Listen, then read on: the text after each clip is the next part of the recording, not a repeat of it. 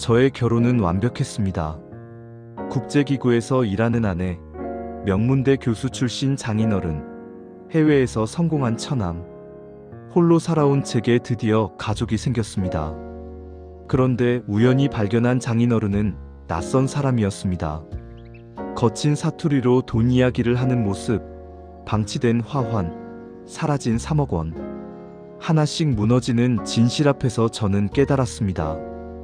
2년간 완벽했던 제 결혼은 처음부터 한편의 연극이었고, 저는 무대 위에서 혼자 사랑을 연기한 바보였습니다. 구독과 좋아요는 이야기를 만드는데 큰 힘이 됩니다. 저는 40대 초반의 중견기업 대표 박민호입니다. 20살에 부모님을 동시에 잃은 후 작은 공장 하나로 시작해서 지금의 회사를 일궈냈습니다. 직원이 50명이 넘는 제법 괜찮은 규모로 키웠고 재정적으로도 여유가 있었습니다. 하지만 밤마다 텅 빈 아파트로 돌아올 때면 공허함이 가슴을 짓눌렀습니다. 친구들은 하나둘 가정을 꾸렸고 명절이면 가족들과 시간을 보내는 그들을 보며 저는 항상 혼자였습니다. 사업에 매진한다는 핑계로 결혼을 미뤘지만 사실은 믿을 만한 사람을 만나지 못했던 것입니다. 부모님 없이 홀로 살아온 세월 동안 사람을 쉽게 신뢰하지 못하는 성격이 되어버렸습니다. 직원들은 저를 든든한 사장님이라고 불렀지만 정작 제 마음속은 텅 비어 있었습니다. 성공한 사업가라는 타이틀 뒤에 숨겨진 외로움은 아무도 몰랐습니다. 그렇게 외로움과 경계심 사이에서 균형을 잡으며 살아가던 어느 날 제 인생을 송두리째 바꿀 여자를 만나게 되었습니다. 그녀를 처음 만난 건 지인의 소개팅 자리였습니다. 최수진 35살의 그녀는 첫눈에 범상치 않은 여성이었습니다. 단정한 정장 차림의 지적인 인상, 그리고 무엇보다 대화를 나눌수록 느껴지는 교양과 품격이 저를 사로잡았습니다. 그녀는 국제보건기구에서 파견 근무를 하는 의료 전문가라고 소개했습니다. 주로 아프리카와 동남아시아 오지를 다니며 보건 시스템을 구축하는 일을 한다고 했습니다. 해외 출장이 잦아서 연애가 쉽지 않다며 수줍게 웃던 그녀의 모습이 아직도 선합니다. 저는 그날 이후 그녀에게 푹 빠져버렸습니다. 통화할 때마다 들려오는 그녀의 따뜻한 목소리, 출장에서 돌아올 때마다 가져다주는 작은 선물들, 제 사업 이야기를 진심으로 경청해주는 모습까지 모든 것이 완벽했습니다.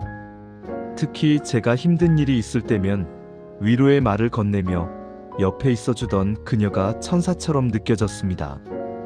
6개월간의 열애 끝에 저는 그녀에게 프로포즈했고 수지는 눈물을 흘리며 승낙했습니다. 그날 밤 저는 드디어 제 인생에 봄이 왔다고 믿었습니다. 결혼을 결심한 후 수지는 자신의 가족을 소개했습니다. 아버지는 명문대에서 30년간 의학을 가르치다 은퇴하신 교수님이었고 오빠는 싱가포르에서 무역업을 하는 사업가라고 했습니다. 처음 만난 날 수진의 아버지 김철수 교수님은 품위 있는 말투와 점잖은 태도로 저를 대하셨습니다. 의학 관련 이야기를 자연스럽게 풀어내시는 모습에서 오랜 교육자의 내공이 느껴졌습니다. 제가 준비한 선물을 받으시며 흐뭇해하시는 모습이 진심처럼 보였습니다. 저는 그분이 진심으로 저를 마음에 들어 하신다고 믿었습니다. 부모님 없이 자란 제게 그런 장인어른을 모실 수 있다는 게 큰 위안이었습니다. 오빠는 해외 일정 때문에 직접 만나지는 못했지만 영상통화로 인사를 나눴습니다. 그 역시 예의 바르고 성공한 사업가의 모습이었습니다. 해외 사업 이야기를 재미있게 풀어내는 모습이 신뢰감을 주었습니다. 저는 수진의 집안이 제 집안보다 훨씬 화려하다는 것에 오히려 감사했습니다. 이런 좋은 집안 딸이 저 같은 사람을 선택해준 것이 기적 같았으니까요. 결혼식은 서울 시내 특급 호텔에서 성대하게 치렀습니다. 수진 측 하객이 제 쪽보다 많았는데 대부분 의료계와 학계 인사들이라고 했습니다. 장인어른의 제자들과 동료 교수들이 대거 참석했다며 수진은 자랑스러워했습니다. 저는 오랜만에 정장을 갖춰 입은 직원들과 몇몇 사업 파트너들을 초대했습니다. 식장 분위기는 화기애애했고 축하 인사를 건네는 하객들의 표정은 진심으로 보였습니다. 특히 장인어른이 축사에서 저를 믿음직한 사위라고 칭찬하실 때는 가슴이 뭉클했습니다. 부모님이 안 계셔서 외로웠던 제게 이렇게 따뜻한 가족이 생긴다는 게 꿈만 같았습니다. 피로 연장에서 수진 측 하객들은 저에게 다가와 격려의 말을 건넸고 수진이 얼마나 훌륭한 사람인지 칭찬을 아끼지 않았습니다. 신혼여행은 수진의 제안으로 유럽으로 갔습니다. 그녀가 출장으로 자주 가던 곳들을 함께 둘러보며 2주를 보냈는데 그때가 제 인생에서 가장 행복한 시간이었습니다. 파리의 야경을 함께 바라보며 행복을 속삭였던 순간들이 지금도 생생합니다. 신혼 초 1년은 정말 꿈 같았습니다. 수지는 한 달에 열흘 정도 해외 출장을 갔지만 집에 있을 때는 완벽한 아내였습니다. 제가 좋아하는 음식을 정성껏 만들어주고 회사 일로 스트레스 받을 때면 따뜻하게 위로해줬습니다. 장인어른도 한 달에 한 번씩은 저희 집에 들러 식사를 하시곤 했습니다. 그럴 때마다 저는 뒤늦게나마 가족의 온기를 느낄 수 있었습니다. 장인어른은 인생 선배로서 조언도 해주시고 때로는 재미있는 옛날 이야기로 식탁을 즐겁게 해주셨습니다. 수지는 국제보건기구 월급 외에도 가끔 컨설팅 수입이 있다며 저에게 경제적 부담을 주지 않으려 했습니다. 오히려 제 생일이나 기념일에는 고가의 선물을 사주곤 했습니다. 명품 시계나 지갑 같은 것들이었는데 저는 그녀의 성의가 고마워서 잘 받아줬습니다. 주변 사람들은 저를 부러워했습니다. 사업도 잘 되고 아름답고 능력 있는 아내의 훌륭한 장인어른까지 있다며 부러움을 감추지 못했습니다. 저는 제 인생이 이렇게 완벽해질 수 있다는 게 믿기지 않았습니다. 매일 아침 눈을 뜰 때마다 이 모든 게 꿈이 아닐까 의심스러울 정도였습니다. 결혼 1년 반쯤 지났을 때 아주 사소한 일로 의문이 생기기 시작했습니다. 수진의 승진 축하 의미로 제가 그녀의 사무실로 화려한 축하 화환을 보냈습니다. 그런데 며칠 후 우연히 그 건물 근처를 지나가게 됐고 호기심에 들러봤더니 제가 보낸 화환이 복도에 그대로 방치되어 있었습니다. 시들어가는 꽃을 보며 묘한 기분이 들었습니다. 수진에게 전화해서 물어보니 사무실 규정상 화환을 실내에 둘 수 없어서 복도에 뒀다고 설명했습니다. 그럴듯한 설명이었지만 왠지 찜찜한 느낌이 들었습니다. 그리고 며칠 후에는 더 이상한 일이 있었습니다. 수진이 큰 프로젝트 계약금이 들어온다며 좋아했는데 정작 그 돈이 입금되는 시기가 계속 미뤄졌습니다. 처음엔 행정 처리가 늦어진다더니 나중엔 환율 문제라고 했다가 결국 해외 송금 지연이라고 했습니다. 핑계가 바뀔 때마다 저는 속으로 의아함이 커졌습니다. 하지만 아내를 의심하고 싶지 않았던 저는 스스로를 다독였습니다. 너무 예민하게 구는 거라고, 믿음이 부족한 거라고 자책하며 넘어갔습니다. 저는 별로 신경 쓰지 않으려 했지만 뭔가 석연치 않은 기분을 떨칠 수 없었습니다. 그날은 평범한 주말 오후였습니다. 거래처 미팅을 마치고 근처 카페에 들렀는데 창가 쪽에 낯익은 얼굴이 보였습니다. 장인어른이었습니다.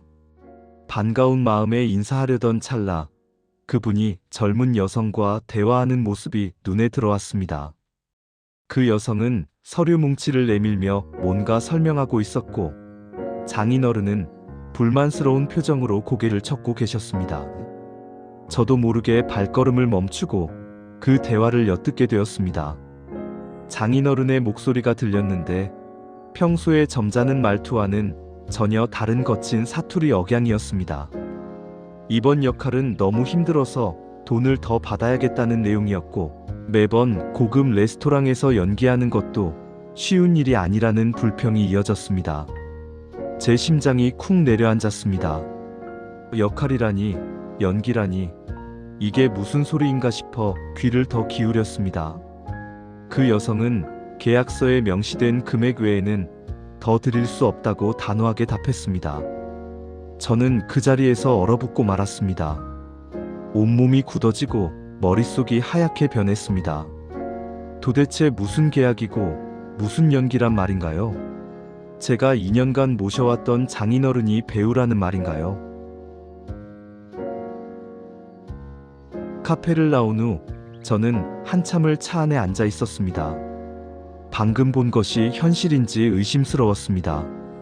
장인어른이 누군가와 돈을 받고 계약을 한다니, 역할과 연기라는 단어가 계속 머릿속을 맴돌았습니다. 저는 곧바로 수진에게 전화를 걸었습니다. 아버지를 우연히 봤는데 누군가와 만나시더라고 말하자 수진은 당황하는 기색도 없이 아버지가 은퇴 후 봉사활동을 하신다며 자연스럽게 넘어갔습니다. 하지만 저는 그 설명이 석연치 않았습니다. 봉사활동을 하면서 돈을 더 달라고 하고 연기가 힘들다고 불평할 이유가 없지 않습니까? 그날 밤 잠을 이루지 못하고 천장만 바라봤습니다. 머릿속으로 지난 2년간의 기억들이 주마등처럼 스쳐 지나갔습니다. 화환이 방치됐던 일, 계약금 입금이 계속 미뤄진 일, 수진의 해외 출장이 유난히 잦았던 것, 그리고 오빠를 단 한 번도 직접 만나지 못한 것까지 모든 게 의심스러워지기 시작했습니다. 제 옆에서 평화롭게 잠든 아내를 바라보며 이 사람이 정말 제가 아는 그 사람이 맞는지 의심이 들었습니다. 불안과 공포가 동시에 밀려왔습니다.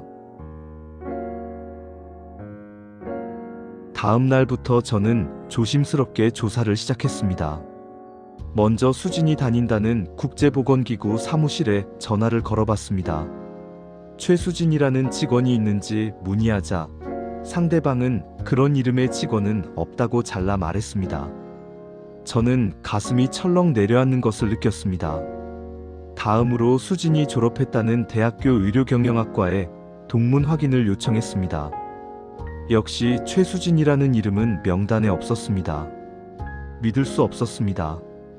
제가 2년 동안 함께 살아온 아내의 학력과 직장이 모두 거짓말이라니 받아들일 수가 없었습니다. 저는 더 깊이 파고들기로 했습니다. 사설 탐정까지 고용해서 수진의 행적을 추적했습니다. 결과는 충격적이었습니다. 수진이 출근한다던 사무실 건물은 실제로는 공유 오피스였고, 그녀는 거기서 단 몇 시간만 시간을 보낸 후 번화가의 고급 카페나 백화점을 돌아다녔습니다. 해외 출장이라던 것도 대부분 거짓이었습니다. 실제로는 국내 호텔에 머물거나 친구들을 만나며 시간을 보냈다는 보고를 받았습니다. 제 세계가 무너지는 소리가 들렸습니다.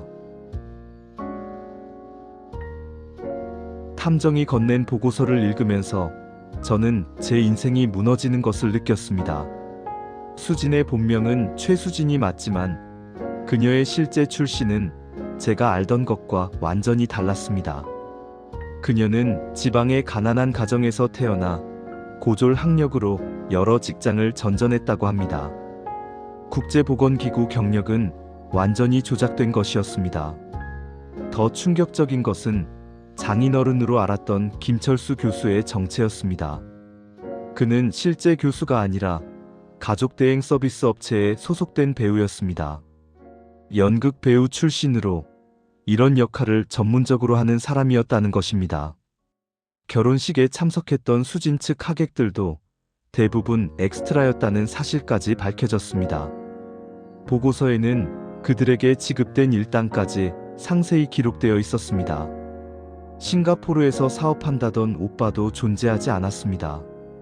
영상통화로 봤던 그 남자도 역시 고용된 배우였습니다. 심지어 통화 내용까지 미리 대본이 짜여 있었다고 합니다. 저는 2년간 거대한 연극 무대 위에서 혼자 진지하게 연기했던 바보였던 것입니다. 주인공인 줄 알았는데 사실은 호구였던 겁니다. 더 이상 참을 수 없었습니다. 저는 탐정을 통해 알아낸 수진의 진짜 고향으로 향했습니다. 지방의 한 소도시, 낡은 다세대 주택 2층에 수진의 진짜 부모님이 살고 계셨습니다. 초인종을 누르자 70대로 보이는 할머니가 문을 열었습니다. 저를 수진의 남편이라고 소개하자 할머니의 얼굴이 환하게 밝아졌습니다. 수진이가 서울 가서 대학 교수랑 결혼했다고 자랑했었다며 반가워하셨습니다. 저는 그 순간 모든 것을 이해했습니다. 수진은 부모님에게도 거짓말을 했던 것입니다. 집 안은 초라했고 할아버지는 몸이 불편해 누워 계셨습니다. 벽지는 곳곳이 벗겨져 있었고 가구들은 오래되어 낡아 있었습니다. 할머니는 저에게 보리차를 따라주시며 수진 자랑을 늘어놓으셨습니다. 착하고 효심 깊은 딸이라고, 가끔 돈을 보내준다고, 바빠서 자주 못 온다고 말씀하셨습니다. 그 순박한 미소를 보며 저는 차마 진실을 말씀드릴 수 없었습니다. 할머니의 눈빛에는 딸에 대한 자랑과 사랑이 가득했습니다. 가슴이 미어지는 것 같았습니다. 이분들은 아무 죄도 없으신데 딸 때문에 이런 수모를 당하게 생겼으니까요. 집으로 돌아온 저는 곧바로 재정 상태를 점검했습니다. 그리고 또 다른 충격에 빠졌습니다. 결혼 후 수진 명의로 만든 공동계좌에 돈 대부분이 빠져나가 있었습니다. 약 3억 원이 넘는 금액이었습니다. 카드 사용 내역을 확인하니 명품 가방과 보석, 고급 레스토랑 식사, 해외여행 경비 등으로 사용됐습니다. 한 달에 수천만 원씩 쓴 달도 있었습니다. 수진이 제게 선물했다던 명품 시계와 지갑도 알고 보니 제 돈으로 산 것이었습니다. 게다가 제 명의로 된 신용카드까지 몰래 만들어 사용한 흔적이 있었습니다.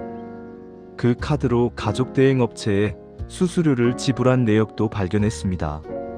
더욱 기가 막힌 것은 제 부모님이 남겨주신 강남의 작은 상가 건물 지분 일부를 담보로 대출을 받으려 했던 흔적까지 발견한 것입니다. 다행히 제 도장이 필요해서 실행되지는 못했지만 만약 제가 조금만 늦게 알았더라면 더 큰 피해를 입었을 것입니다. 심지어 회사 계좌 정보까지 캐내려 했던 정황도 있었습니다. 저는 그제야 수진이 저를 사랑한 게 아니라 처음부터 제 재산만을 노렸다는 것을 확신하게 되었습니다. 모든 증거를 손에 쥔 채 저는 수진을 집으로 불렀습니다. 평소처럼 밝은 표정으로 들어온 그녀 앞에 증거 서류들을 쌓아놓았습니다. 가짜 학력, 가짜 직장, 고용된 가족, 빠져나간 돈의 내역까지 모든 것을 펼쳐 보였습니다. 수진의 얼굴이 창백하게 변했습니다. 하지만 그녀는 끝까지 연기를 멈추지 않았습니다. 울음을 터뜨리며 자신도 어쩔 수 없었다고, 가난한 집안 출신이라 거짓말할 수밖에 없었다고, 저를 진심으로 사랑한다고 애원했습니다. 무릎을 꿇고 용서를 빌며 눈물을 쏟아내는 모습도 아마 연기였을 것입니다. 하지만 저는 더 이상 속지 않았습니다. 담담하게 말했습니다. 이혼 소송을 진행하겠다고, 사기 결혼과 재산 횡령으로 고소하겠다고 통보했습니다. 그러자 수진의 얼굴에서 모든 가면이 벗겨졌습니다. 외로운 사람 낚는 게 정말 쉬웠다는 냉소적인 말을 내뱉었습니다. 차갑고 비웃는 듯한 목소리였습니다. 그게 제가 마지막으로 들은 아내의 목소리였습니다. 2년간 제가 사랑했던 그 따뜻한 여자는 처음부터 존재하지 않았던 것입니다. 저는 즉시 변호사를 선임하고 법적 대응에 나섰습니다. 결혼 사기, 사문서 위조, 횡령 등 여러 혐의로 수진을 고소했습니다. 수진은 처음에는 혐의를 부인했지만 증거가 너무 확실했습니다. 가족 대행 업체와의 계약서, 금융 거래 내역, 가짜 학위증까지 모든 것이 드러났습니다. 특히 가족 대행 업체 대표가 거래 내역을 전부 제출하면서 수진의 범행이 명백히 밝혀졌습니다. 재판 과정에서 충격적인 사실이 더 밝혀졌습니다. 수진은 저 말고도 다른 피해자가 있었습니다. 저보다 3년 전에 비슷한 수법으로 다른 남성을 속였고 그 남성에게서도 거액을 편취한 전력이 있었습니다. 그 남성도 저처럼 부모 없이 자란 외로운 사업가였다고 합니다. 수진은 철저하게 계산된 범행을 저질렀던 것입니다. 결국 법원은 수진에게 징역 3년과 손해배상을 선고했습니다.